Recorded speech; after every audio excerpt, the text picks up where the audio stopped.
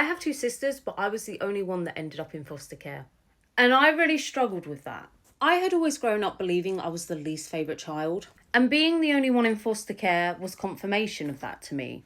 To put it bluntly, I believed my mum didn't love me, but that she loved my two sisters. The worst memory I have, though, of being the only one out of my sisters in foster care. And I had an older sister and a younger sister.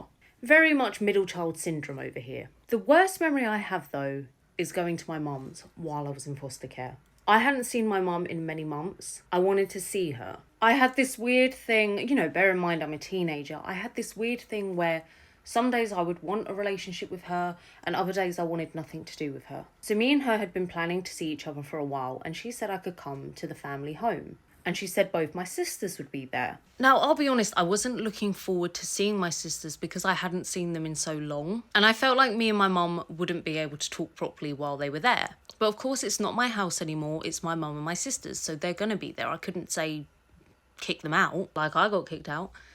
Now, when I got to my mum's, there was a guy standing out the front door. And he looked maybe a year or two older than me. And as I approached him, I was like, hi. Because I didn't know who he was. And he was very much standing outside the door like he was about to knock on the door. So I was like, hi. And he was like, hi, who are you? And I was like, I'm Staney, who the hell are you? And he was like, I'm Katie's boyfriend. Katie is a fake name that I'm giving my sister. That's not her real name. And I was like, oh, okay, I didn't know she had a boyfriend. And he'd been invited over for dinner. I didn't know. So then he asked, who are you? So I said, I'm Katie's sister. And he started laughing and he was like, no, you're not. And I was like, yes, I am. And he was like, I've met Katie's sister. You're not Katie's sister. Yeah, what it was he was only aware that my sister had one other sister. He didn't know that she had two sisters. He didn't know that one of us was in foster care. He had no idea I existed. They had been together for a year. A whole year, and I'd never been mentioned by any of the family. He had been over at our house a lot. Now, on one hand, I kind of think, okay, well, why would they mention me? I didn't live there. But on the other hand, that was crazy to me. Like, imagine being in a relationship with someone for a year and they have a whole other sibling. I was a full sibling. I wasn't a half sibling.